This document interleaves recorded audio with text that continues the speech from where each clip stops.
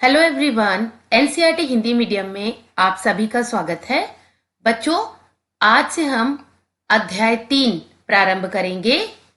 अध्याय 3 है स्वास्थ्य एक अमूल्य निधि। ये देखिए बच्चों, ये सूचना पट है और ये आगे है खोजबीन और विचार करें। आपका शरीर सामान्य सर्दी जुकाम जैसे संक्रमण के प्रति कैसे अनुक्रिया करता है। वर्तमान में हम चेचक या पोलियो जैसे रोग कम ही देखते हैं, परंतु मधुमेह और हृदय संबंधी रोग अधिक सामान्य हो गए हैं। ऐसा क्यों है? क्या जलवायु परिवर्तन एक नए प्रकार के रोगों की उत्पत्ति का कारण बन सकता है? तनाव या चिंता जैसे संवेग हमें किस प्रकार प्रभावित करते हैं एवं रोगी बनाते हैं? रोग के प्रकोप के समय कुछ वर्गों के लोग दूसरे वर्गों की तुलना में अधिक प्रभावित होते हैं। बच्चों, ये कुछ सामान्य से प्रश्न हैं जो कि आपके स्वास्थ्य से संबंधित हैं। ऐसे ही कुछ प्रश्न आपके मस्तिष्क यानी दिमाग में आ रहे होंगे या आप उन्हें पूछना चाह रहे होंगे, तो आप अपने इन्हीं प्रश्नों को इन खाली जगहों पर लिख सकते हैं। आइए आगे पढ़ते हैं। 3.1 स्वास्थ्य। क्या रोग का नहीं होना ही मात्र स्वास्थ्य है? मतलब कि अगर हमें कोई रोग या बीमारी नहीं है तो क्या यही हमारा स्वास्थ्य है या स्वस्थ रहना है? सूचना पट पर लगी समाचार पत्र की कतरने। आइए पहले हम ये सूचना पट पर लगी समाचार पत्र की कतरने देखें। ये देखिए बच्चों, क्या लिखा है। भारत की 11.4% जनसंख्या मधुमेह से ग्रस्त। यहां पर है भारत में 10 करोड़ से अधिक लोग मधुमेह से ग्रस्त हैं। आईसीएमआर की रिपोर्ट, आहार में तेल की मात्रा 10% तक कम करें। इसी प्रकार स्क्रीन को अधिक समय तक देखने से बच्चों में शुष्क नेत्र रोग होता है। तो बच्चों, इसी तरीके से इस पर न्यूज़पेपर की कटिंग्स लगी हुई हैं। तो चलिए आगे पढ़ते हैं। सूचना पट पर लगी समाचार पत्र की कतरने हमारे देश में लोगों के स्वास्थ्य के संबंध में आपको क्या बताती हैं? क्या स्वस्थ रहने का अर्थ केवल रोग का ही नहीं होना है? स्वास्थ्य में शारीरिक रूप से अच्छा महसूस करना, सकारात्मक बने रहना और पारस्परिक संबंधों को दृढ़ बनाए रखना भी सम्मिलित है। एक स्वस्थ व्यक्ति अपने शरीर की देखभाल करता है, मानसिक दृष्टिकोण को सकारात्मक बनाए रखता है और सामाजिक जीवन का आनंद लेता है। आइए अब हम खोजते हैं कि वास्तव में स्वस्थ होने का अर्थ क्या होता है। क्रियाकलाप 3.1 आइए पढ़ें। 8वीं कक्षा के एक विद्यार्थी ने दूसरे शहर के एक नए विद्यालय में प्रवेश लिया। नए परिवेश में कोई मित्र ना होने और माता पिता के व्यस्त होने के कारण वह एकाकीपन यानी कि अकेलापन का अनुभव करता है। एकाकीपन को दूर करने के लिए वह अपना अधिक समय मोबाइल फोन और सोशल मीडिया पर व्यतीत करने लगा, परंतु इससे उसका एकाकीपन और अधिक बढ़ गया। उसने मित्र बनाने का प्रयास बंद कर दिया। उसे सिर दर्द होने लगा, उसका वजन कम हो गया और वह पर्याप्त नींद नहीं ले पाता था। चिकित्सक ने उसे स्क्रीन टाइम यानी कि मोबाइल, कंप्यूटर, टीवी इत्यादि के स्क्रीन को देखते हुए व्यतीत किया गया समय, बच्चों इसी को हम स्क्रीन टाइम कहते हैं, जो समय आप मोबाइल, टीवी, कंप्यूटर पे बिताते हैं। तो डॉक्टर ने यानी चिकित्सक ने उसे वही स्क्रीन टाइम कम करने एवं परामर्शदाता से मिलने की सलाह दी। विद्यालय के परामर्शदाता ने विद्यार्थी को सहायता उपलब्ध कराई जिससे कि वह मित्र बना सके और अपने स्वास्थ्य में सुधार कर सके। सोचें और विचार करें, विद्यार्थी की स्वास्थ्य समस्याओं का कारण क्या था? उसकी आदतों और परिवेश ने उसके स्वास्थ्य को कैसे प्रभावित किया? विश्व स्वास्थ्य संगठन यानी कि WHO के अनुसार स्वास्थ्य को पूर्ण शारीरिक, मानसिक और सामाजिक स्वास्थ्य की स्थिति के रूप में परिभाषित किया गया है, न कि मात्र रोगों की अनुपस्थिति के रूप में। चित्र 3.1। बच्चों यह देखिए, यह है चित्र 3.1। इसमें ध्यान से देखिए, स्वास्थ्य के आयाम दिए हैं, यानी कि केवल शारीरिक रूप से हमारे शरीर का ही स्वस्थ रहना हमारा स्वास्थ्य नहीं है। हमें शारीरिक रूप से स्वस्थ होना चाहिए, मानसिक रूप से व सामाजिक रूप से। यह तीनों आयाम मिलकर ही एक स्वस्थ शरीर का निर्माण करते हैं। एक स्वस्थ व्यक्ति सामान्यतः विभिन्न कार्यों को अधिक कुशलता से कर सकता है एवं भिन्न भिन्न तथा कठिन परिस्थितियों का भली भांति सामना कर सकता है। एक स्वस्थ व्यक्ति अपने साथियों और समाज के अन्य सदस्यों के साथ भली प्रकार से सामंजस्य बना सकता है। आइए स्वास्थ्य के विषय में और अधिक समझें। हमारी वैज्ञानिक परंपरा। आयुर्वेद हमें सिखाता है कि शरीर, मन और परिवेश का संतुलन ही सच्चा स्वास्थ्य है। दिनचर्या और ऋतुचर्या का अनुपालन इस संतुलन को बनाए रखने में सहायता करता है। अपनी प्रकृति यानी शारीरिक संरचना के अनुकूल ताजा एवं पौष्टिक भोजन ग्रहण करना आवश्यक है। नियमित व्यायाम, स्वच्छता, आरामदायक नींद और शांत मन समग्र स्वास्थ्य प्राप्त करने में सहायक होते हैं। इसे योग, ध्यान और सचेतनता जैसे अभ्यासों के माध्यम से भी प्राप्त किया जा सकता है। 3.2 हम स्वस्थ कैसे रह सकते हैं? स्वस्थ रहने के लिए पौष्टिक भोजन करना, स्वच्छता बनाए रखना, स्वच्छ स्थान पर रहना, नियमित व्यायाम करना, पर्याप्त नींद लेना, परिवार एवं मित्रों के साथ समय व्यतीत करना और सकारात्मक दृष्टिकोण बनाए रखना आवश्यक है। हमें स्वयं को स्वस्थ रखने के लिए क्या करना चाहिए और क्या नहीं। क्रियाकलाप 3.2 आइए सूची बनाएं। कुछ अच्छी आदतों की सूची बनाइए जिनका अनुपालन करने के लिए प्रायः आपके माता पिता, शिक्षक अथवा वरिष्ठ जन आपको प्रेरित करते हैं। इनमें से कितनी आदतें पहले से ही आपकी दिनचर्या का भाग हैं? आप किन आदतों का अनुपालन आरंभ करना चाहेंगे? नीचे दी गई सूची में जोड़िए। व्यक्तिगत स्वच्छता बनाए रखिए, स्वस्थ और संतुलित आहार लीजिए, नियमित रूप से व्यायाम कीजिए, प्रतिदिन विश्राम और ध्यान के लिए समय निकालिए। ठीक है बच्चों, अब आगे देखते हैं। अब उन आदतों के विषय में विचार कीजिए जो आपके स्वास्थ्य के लिए अच्छी नहीं है। नीचे दी गई सूची में और भी आदतों को जोड़िए। मोबाइल फोन अथवा अन्य डिजिटल स्क्रीन पर बहुत अधिक समय व्यतीत करना, प्रतिदिन फास्ट फूड और अन्य अस्वास्थ्यप्रद भोजन यानी जंक फूड का सेवन करना, रात्रि में बहुत देर से सोना अथवा पर्याप्त नींद ना लेना, भोजन विशेषकर सुबह का अल्पाहार जिसे कि आप बच्चों ब्रेकफास्ट कहते हैं, कलेवा ना करना। अपने शरीर और मन का ध्यान रखना महत्वपूर्ण है।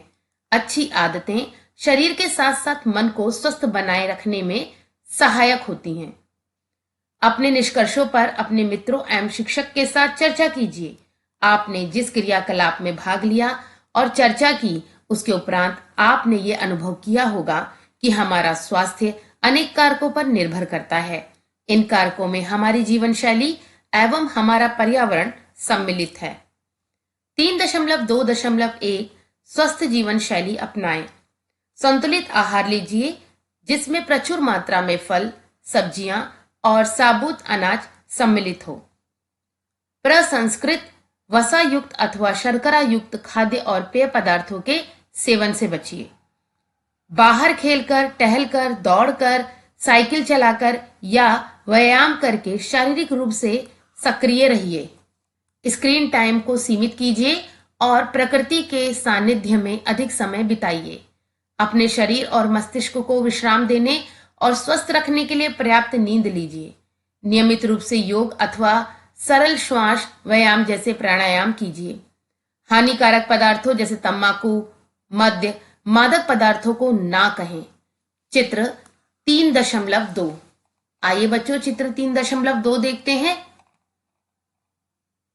ये देखिए बच्चों, ये है चित्र 3.2 स्वस्थ कैसे रहें। सबसे पहले यह बालक देखिए संतुलित आहार लें। ये बालक संतुलित आहार ले रहा है।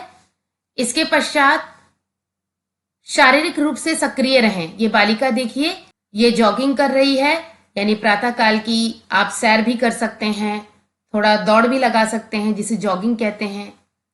इसके पश्चात धूम्रपान, मद्यपान और मादक पदार्थों को ना कहें। ये देखिए, ये जो चिन्ह बना हुआ है, इसका मतलब मादक पदार्थों का सेवन ना करें। तनाव प्रबंधन करें, जैसे कि ये बालिका ध्यान कर रही है, जिसे कि मेडिटेशन भी कहते हैं। पर्याप्त नींद लें। ये देखिए, ये बालक सो रहा है, यानी कि ये पर्याप्त नींद ले रहा है। पर्याप्त नींद लेने का मतलब ये नहीं कि आप कभी भी सोएं, समय से जल्दी सोएं व प्रातःकाल जल्दी उठें। आगे चलते हैं बच्चों। 3.2.2 पर्यावरण को स्वच्छ रखें। क्रियाकलाप 3.3 आइए तुलना करें। चित्र 3.3 क और चित्र 3.3 ख देखिए। आप किस खेल के मैदान में खेलना पसंद करेंगे और क्यों? हम में से अधिकांश चित्र 3.3 क में दर्शाए गए स्वच्छ, सुव्यवस्थित और सुंदर दिखने वाले खेल के मैदान में खेलना पसंद करेंगे। ये देखिए बच्चों, ये चित्र 3.3 है। इसमें देखिए क और ख ये चित्र है, जिसकी चर्चा यहां भी की गई है, क और ख। अब आप बताइए कि आप किस प्रकार के खेल के मैदान में खेलेंगे। ये देखिए, ये खेल का मैदान कितना गंदा हो रखा है, गंदगी फैली है, कूड़ा है, यहाँ फैक्ट्रियों से धुआं निकल रहा है। और इधर वाले खेल के मैदान को देखिए, एकदम हरियाली है, हरा भरा है, साफ सुथरा है। तो यही चर्चा आपको करनी है। चित्र 3.3 ख का मैदान प्रदूषित, गंदा, अस्वच्छ और मक्खियों, मच्छरों से भरा हुआ है। ऐसे क्षेत्र में रहने वाले लोग बार बार बीमार पड़ सकते हैं। अच्छी आदतें और स्वस्थ जीवन शैली अपनाने के साथ साथ हमें स्वयं को एवं अपने आसपास के वातावरण को भी स्वच्छ रखना चाहिए। क्या आपको कभी धुएं अथवा धूल वाली जगह पर श्वास लेने में कठिनाई हुई है? ऐसा होता है। ऐसा इसलिए होता है क्योंकि स्वच्छ वायु एवं जल हमारे स्वास्थ्य के लिए बहुत महत्वपूर्ण है। शहरों में वाहनों एवं कारखानों से होने वाले वायु प्रदूषण के कारण खांसी अथवा अस्थमा यानी दमा जैसी समस्याएं हो सकती हैं। वायु गुणवत्ता सूचकांक यानी एयर क्वालिटी इंडेक्स हमें यह बताने में सहायता करता है कि वायु कितनी स्वच्छ है। अपेक्षाकृत स्वच्छ पर्यावरण में हमें स्वस्थ रहने और अच्छा अनुभव कराने में सहायक होता है। ध्यान रखिए कि स्वास्थ्य केवल शरीर तक ही सीमित नहीं है, इसमें हमारी भावनाएं और पारस्परिक संबंध भी महत्वपूर्ण है। यदि हम अच्छा भोजन करने और स्वच्छ स्थान पर रहने के पश्चात भी अकेले या उदास हैं, तो हम अच्छा अनुभव नहीं करेंगे। मित्रों और परिवार के साथ समय व्यतीत करना, बातचीत करना, हंसना और मनोरंजन करना हमारे मन को भी स्वस्थ रखने में सहायता करता है। 3.3 हम कैसे जाने कि हम अस्वस्थ हैं? हमारा शरीर सामान्यतः हमें स्वस्थ रखने के लिए एक निश्चित प्रकार से कार्य करता है। जब हम अस्वस्थ अनुभव करते हैं तो इसका अर्थ है कि हमारे शरीर के भीतर कुछ सुचारू रूप से कार्य नहीं कर रहा है जैसा उसे करना चाहिए। हमें कुछ लक्षण जैसे दर्द, थकान या चक्कर आना एवं कुछ संकेत जैसे कि ज्वर, दाने, उच्च रक्तचाप या शोथ यानी सूजन हो सकते हैं, जो ये इंगित करते हैं कि हम अस्वस्थ हैं। लक्षण वह होता है जिसे हम अनुभव करते हैं, जैसे दर्द, जबकि संकेत वह होता है जो देखा या मापा जा सकता है, जैसे ज्वर के समय शरीर के तापमान का बढ़ जाना। ये लक्षण या संकेत चिकित्सकों को यह समझने में सहायता करते हैं कि हमें क्या समस्या हो सकती है। 3.4 रोगों के कारण और प्रकार क्या हैं? रोग वह स्थिति है जो शरीर या मन के सामान्य कार्यों को प्रभावित करती है।